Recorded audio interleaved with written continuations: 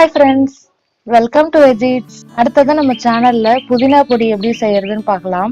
அதுக்கு முதல்ல புதினா ஒரு கட்டு நல்லா ஆஞ்சிட்டு இந்த மாதிரி இலை எல்லாம் கிள்ளிட்டு நல்லா வாஷ் பண்ணிட்டு அந்த தண்ணிலாம் இல்லாம நல்லா தொடச்சிட்டு கொஞ்சம் ட்ரை ஆக்கி வச்சுக்கலாம். ட்ரையான இலை காயக்கூடாது, பச்சையா தான் இருக்கணும். அந்த ஈரம் இல்லாம நம்ம காய வச்சுக்கிட்டா போதும். அந்த புதினா பொடி நம்ம டிஃபனுக்கும் யூஸ் பண்ணிக்கலாம், சாதத்துக்கும் நெய் போட்டு பிசைஞ்சு சாப்பிடலாம். ரொம்ப சுவையான ஈஸியா செய்யக்கூடிய புதினா பொடி தான். அது நம்ம 10 நாள் வரைக்கும் நம்ம ஃப்ரிட்ஜில் வைக்காம வெளியவே ஸ்டோர் பண்ணி வச்சுக்கலாம். இப்போ இது ஆஞ்சதுக்கு அப்புறம் அந்த காம்பெல்லாம் இருக்கும் இல்லையா, அதெல்லாம் நம்ம எடுத்து போடாம அப்படியே வச்சிருந்தோம்னா அதை நம்ம நட்டோம்னா நமக்கு ஒரு 10 இலை புதினா கிடைக்கும். அது நம்ம நெக்ஸ்ட் டைம் பிரிஞ்சு ரைஸ், வெஜிடபிள் ரைஸ்லாம் செய்யும் பொழுது கூட தாளிக்கிறதுக்கு நமக்கு யூஸ் ஆகும். இதுல நல்லா திக்கா இருக்கிற தண்டை மட்டும் நம்ம எடுத்து வச்சுக்கலாம். ரொம்ப மெலிசா இருக்கிற தண்டு நமக்கு துளுத்து வராது. அதுல ஒரு சில நல்ல முத்தலான புதினாவா இருந்துச்சுன்னா அதுலயே சின்ன சின்னதா வேறு வந்திருக்கும். அந்த வேரோட நல்லா மண்ணுல புதையிற மாதிரி நம்ம நட்டு வைக்கணும். அது எப்படி நடுறது, அது எப்படி நல்லா துளுத்து வருது அப்படின்றத நான் நெக்ஸ்ட் வீடியோல சொல்றேன். இப்போ எப்படி செய்யறதுன்னு பார்க்கலாம் வாங்க.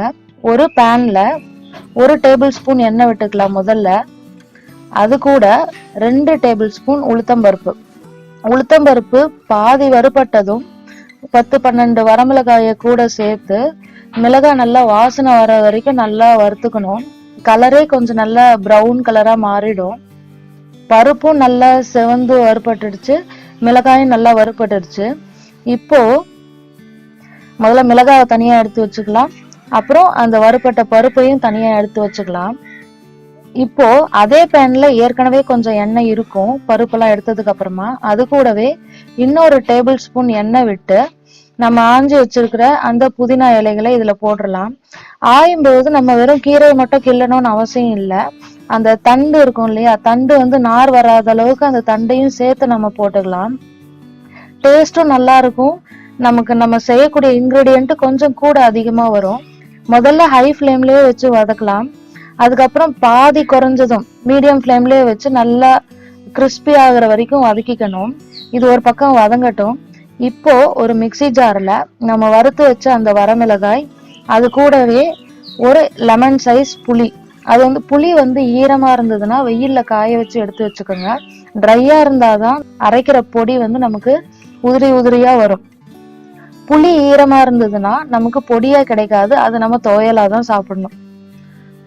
இப்ப இந்த மாதிரி புளிய குண்டா போடாம நல்லா தனித்தனியா பிரிச்சு போட்டுக்கலாம், அப்பதான் அரைக்கிறதுக்கு ஈஸியா இருக்கும்.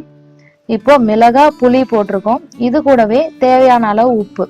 காரம் உங்களுக்கு கூட வேணும் அப்படின்னா எக்ஸ்ட்ரா மிளகாய் நீங்க போட்டுக்கலாம். புதினாக்கு மட்டும் எப்பவுமே புளி கூடுதலா இருக்கணும். யூஸ்வலா மற்ற துவையலுக்குலாம் இல்லாம புதினாக்கு கொஞ்சம் அதிகமா வச்சாதான் டேஸ்டா இருக்கும்.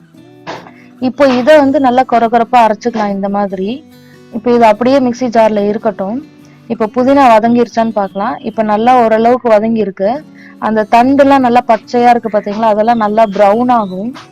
அந்த அளவுக்கு நல்லா வதங்கணும். அதெல்லாம் நல்லா சாஃப்டா இருக்குது. இன்னும் தண்டு எல்லாம் இலை சீக்கிரமா வறுபட்டுடும். தண்டு வதங்கிறதுக்கு கொஞ்சம் லேட் ஆகும். நமக்கு கிறிஸ்பியா வேணும் பொடிக்கு, அதனால இன்னும் கொஞ்ச நேரம் இது வதங்கட்டும்.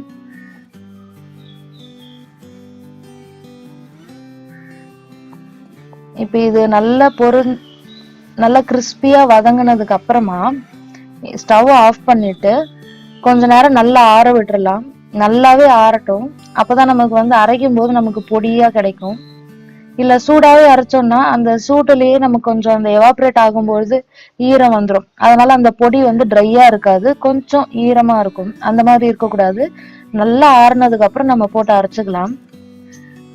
இப்ப இது நல்லா ஆறிடுச்சு. இப்ப நம்ம ஏற்கனவே அந்த புளி மிளகாய் உப்பு போட்டு அரைச்சு வச்சிருந்தோம் இல்லையா, அது கூடவே இந்த புதினாவும் வறுத்து வச்ச உளுத்தம்பருப்பையும் கூடவே போட்டு நம்ம மிக்சி ஜார்ல அரைச்சு எடுத்தோம்னா நமக்கு சூப்பரான புதினா பொடி ரெடி ஆயிரும்.